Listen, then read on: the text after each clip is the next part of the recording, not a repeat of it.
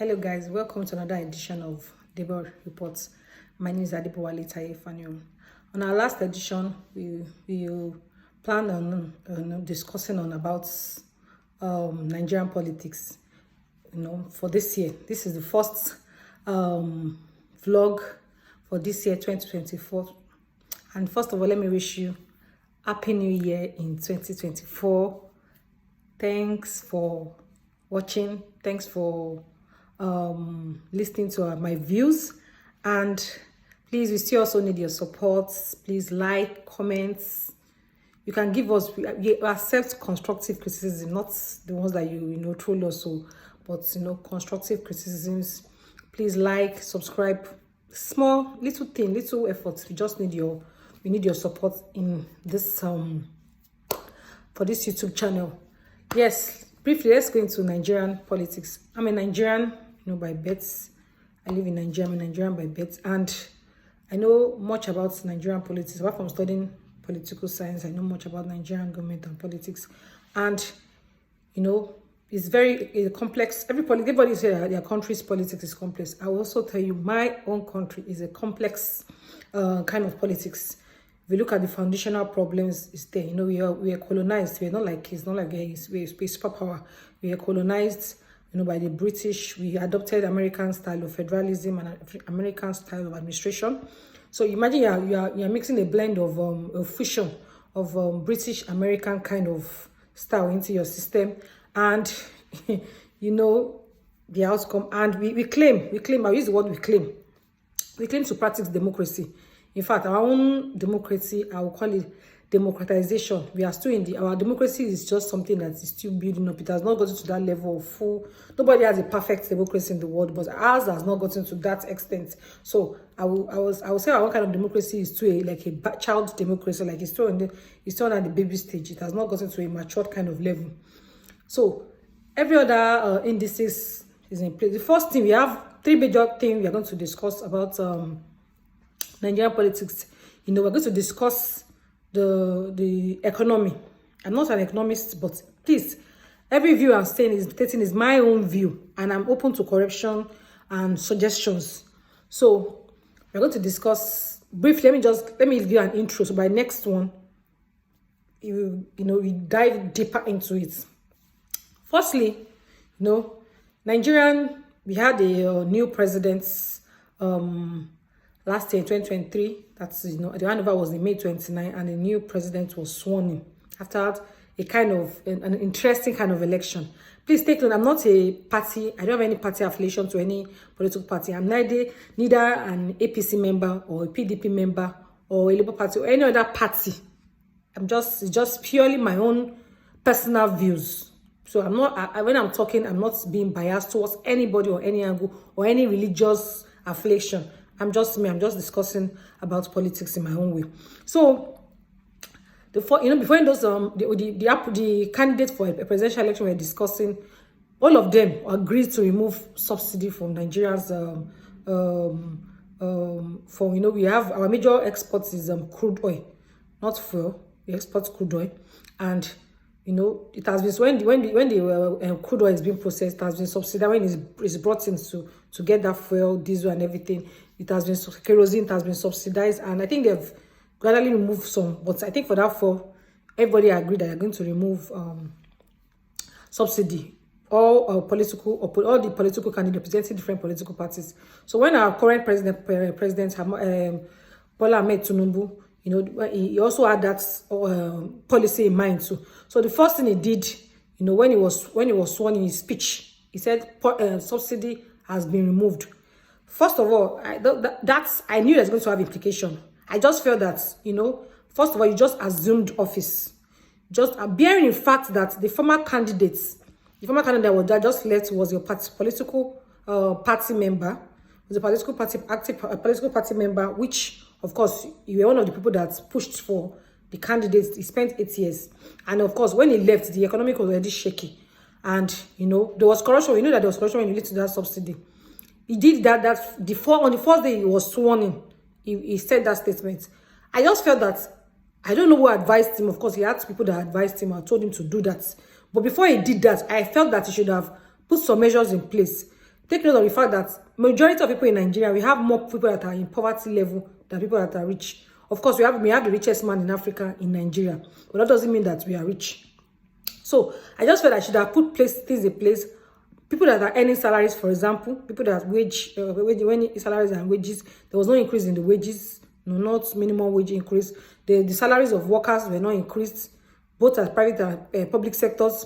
And you not even check what, okay, these people now, they remove subsidies, so people will feel the impact more than some people.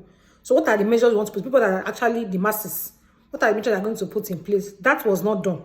That was not done. And we saw that since the subsidy has been removed now, of course, they've saved some dollars. They've need to save some amount of money already before, based on this. But we are seeing the implications.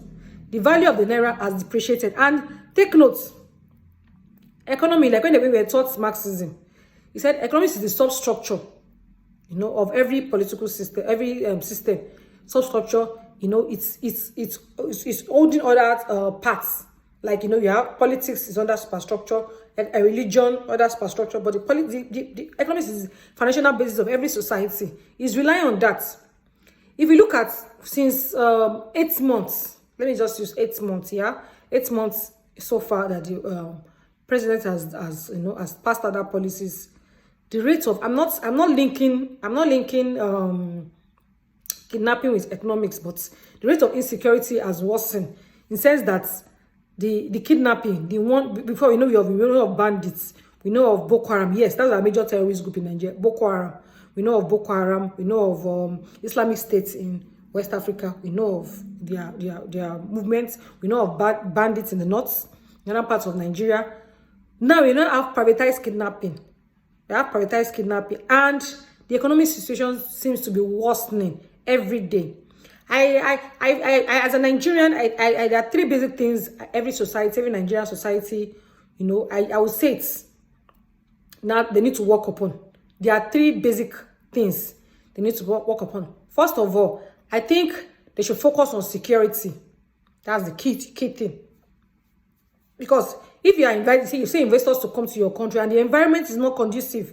Imagine you're an investor, you come and invest, and of course you want to employ, you know, you are bringing expatriates, you want to employ workers.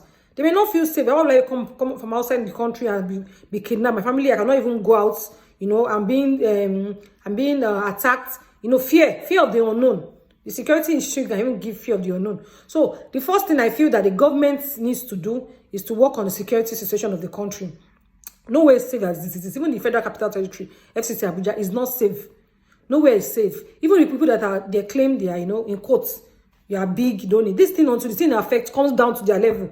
I feel that, and I wonder why people even be kidnapping innocent people when they don't have anything to do with the government or anything. But you know, the people that are always, like I used to say, when people are fighting, when something is happening in the country, the people that are innocent, the masses are the ones that suffer for it. People that they don't know anything about what is going on. So I think the government to, you know, try to work on security, beef up security. You will see places where you have military checkpoints, you have checkpoints in countries, and within that space, kidnapping will occur. You should be asking us how. Is it that we cannot get access to drones to, you know, comb out those forests and, you know, try to look at those major kidnaps out? Because all these things are based on intelligence. We have intelligence forces in our country where they can get all this kind of information. Second thing they need to do is the economic problem of the country. Our naira has been devalued. Our naira has really been devalued, you know. Basically, you know, we don't even, I can't count, apart from the crude oil we export, we don't export anything. We do more of importing. Most of the things we buy, particularly China, we buy things from China, we buy things from US, we buy things from different parts of Asia. Same euros. Most of the things we are using in Nigeria, they are based on, you know, imported things only. So I think the government has to prioritize. I will say something. Everybody are shouting the president. The president is just the one man. Fine, he's the head of the government. It's one that they will bring. You know, for example, now, if you have a family now, a family unit, is the father, you know, they say, family of a social person, they mention the person's surname because it's representing the entire family. But I believe that the president should have, you know, enlightened, I will not use the word educated, I will say enlightened advisors, people that are experienced, people that know what they are doing, because you can't be sitting down there like you are not bothered. It's going to affect them one way or the other, because if they are not careful, this thing can lead to has a lot of implications and consequences. So I feel that the people at the cabals, maybe the ministers, I don't know, if it's party members, the ministers, they should, they need to sit up. They need to advise the president on the appropriate measures, on the needs that needs to be done for such policies that that are feasible, that can even not short-term measures. We don't want they'll always be doing short-term measures. Still be doing short-term measures to solve the problem. We know that there's not, it's not going to be easy. We knew that before, but it's now becoming too much. There's hunger in the land. People can barely afford to eat 3 square meals per day. I'm even saying 3, 2. Let me just make it 2. People that are struggling, they are striving out to work hard, and so many other things. So I feel that we have a president, we have the vice presidents. VP can even be constrained by constitutional by constitution, but there are still things that he has powers. We have National Assembly. Those ones are like toothless bulldog. I'll say it. Those ones, they are just rubber stamp. They don't even do. They're not even. When you say checks and balances, they don't have any checks. There's no the way they even do. When you see them doing all these inquiries, they call a minister. That's what those ministers, I don't blame. They don't usually honor their invitation, because to them they know all this and they're just trying to just show public facade that they are doing their work. In reality, they're not doing their work. To me, I just feel they're not doing their work. The legislation are not doing their work. They are not doing their work. They're supposed to be checkmating the executive. But like I told you, I said Nigerian democracy is a peculiar one. We have our own. So in our next, we're going to delve, break into that. But why I'm just saying, I'm just giving an overview of Nigerian political situations. So they need to sit up and they need to solve how our economic woes, I'll call it economic woes, can be at least, can be reduced to minimum measures, minimum level, to reduce to minimum level. Thirdly, education. Every society need, education. The educated people, the people that education. If you invest in education, is one thing. Is going to help your economy. You need to focus on education also. Let me just put education / health. Then the first one I talked about was security issue. The second was the economy, and it was linked to the naira. And the second issue was linked to the naira economy issue and strengthening the naira, focusing more on export rather than import, and ways to generate more revenue internationally. That even on that, another thing that's supposed to be relevant for Nigeria is tourism. But because of the security situation, of course, people don't want to come and come. For example, now, I'm supposed to go to, maybe they're supposed to Calabar Resorts or one other place, and they are kidnapping. Nobody wants to die. People travel. Tourism is a major source of income for some countries. That's the major source of income in some countries. So you'll be shocked. So they need to focus on still go back to I mentioned security first. Then thirdly, I would say education and health. Education and health. We have what to call medical tourism. Let me use that word. Medical tourism. People travel when they are sick. Even our politicians, they travel. That's why people don't have faith. People that have money travel. I'm not saying it's their money, but whereby you are as the president, you will not see a country that's you claim. We have numbers of good doctors, though we know most of them have migrated outside the countries, but we still have doctors that are specialized, consultants that are good. So they need to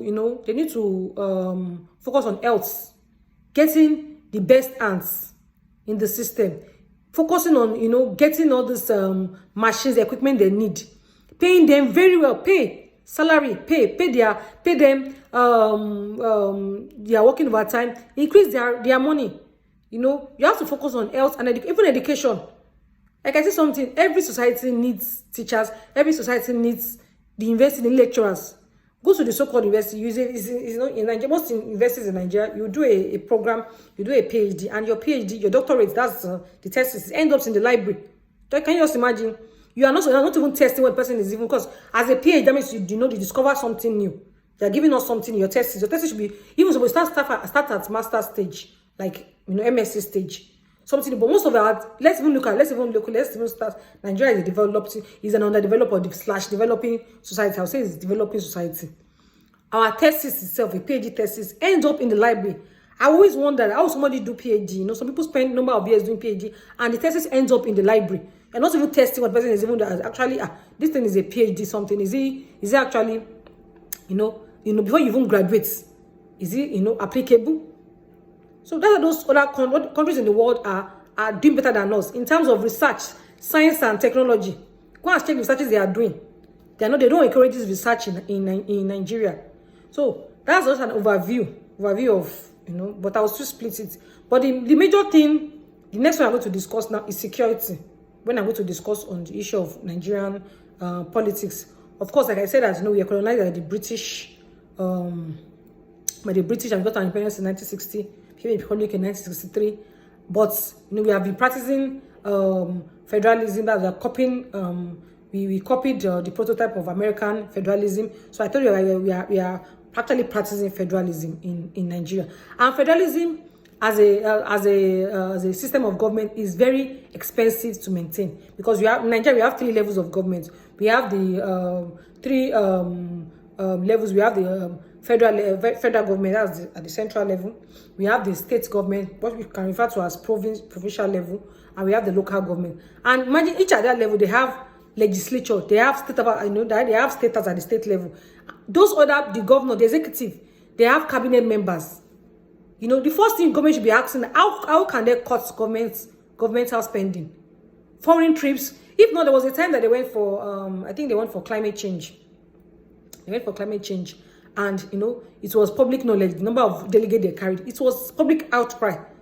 Can you just imagine you are borrowing money to survive, maintain your government, to pay wages, you are doing this and that, and they're kind of delegates to a conference. I think the government traveling, government spending to be cut on. In fact, if our legislatures, which are one of the highest wages in the world, are very people that are conscious, that they have human feeling, they have an interest, they should cut, salaries should be cut. To be sincere. Because they have resources with them. They have all this, they are bodyguards, so of course they are safe. They have access to, they have this one allowance, that allowance. But you will not see that. That is that. Everybody, they are greedy. Like I said, that politics in Nigeria, there's no ideology. There's no like ideology. If one doesn't favor you, just another party. I'll use let's compare now to America. American politicians, they are in fact, the kind of political party their own is based on ideology. And you can see sometimes some families, they remain in that party throughout. If you look at the party the members they belong to, I use, for example, they belong to that party throughout. We have the Republican, we have the Democratic in USA. And you don't see them jumping because carpeting that, because I did not win this one, I'll go to another party. Then I said our democracy is still, we are still like baby level. We are still at the toddler level. We have not reached the extent where, we are still growing. We are still towards democratization. We have not reached that level. So imagine, a person doesn't win contest election, doesn't win, and you can't jump to another party because of course, or maybe he has been issued his passport. You don't do that. It's not supposed to be done. Well, our constitution allows it. If it tell me, our constitution allows it, that's what they will say. So of course, the constitution, because constitution is the one that is, the rule of law is supreme. So our constitution allows it. But our politicians, they are greedy. They don't care. They don't have human feelings. I will say it. They don't have human feelings. They don't care.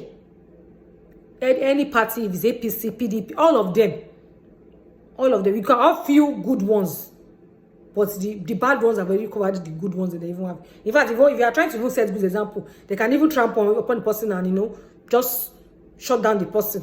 So they really want to, when the system, for example, you have a good egg in a crate of egg, you have a good one, and all the other one, maybe you have 30 pieces of egg, or let's say you have 12 eggs. Out of the 12, the one is bad, and the others are one is good. Sorry, out of the 12, one is good, and the others are bad. You don't even know which one to pick because they will mix. You have to break in one by one before you would have wasted eggs. So that's how it is. So our politicians are greedy lots. They are only after themselves. They need to put self-interest. They need to put the people's interest and not their own selfish interests. So I think we need to cut down on government spending and so many things. But like I said, the truth boils down to let's security. If a country is safe, so many things they want to do. Maybe imagine you want to host a competition, you want to do something in your country. Because of security, nobody wants to die. Who wants? The first thing, survival. Every human being has survival instincts. Nobody wants to die. So because I want to make money, should I now kill myself? And because I want to make money in a country that, another thing that they need to do is that power. I'll say that and I'll stop after that. Power. A country whereby you don't even have lights. Where there's no lights. Even people that want to even do handwork, they cannot even do it. They rely on solar. How many people can afford solar? How many people can afford generator? Even the fuel is high. So I think our government needs to work on that. And that will be all for today, because I'm trying to keep up with make it short and briefly as possible. In our next topic, we will delve into more aspects of Nigerian politics. You can tell me any question. You can send your questions to me. Any suggestion, let me know. And please don't forget to like our channel. You can help us share the link, and also you can subscribe. And I also appreciate your feedback. Thank you. Bye.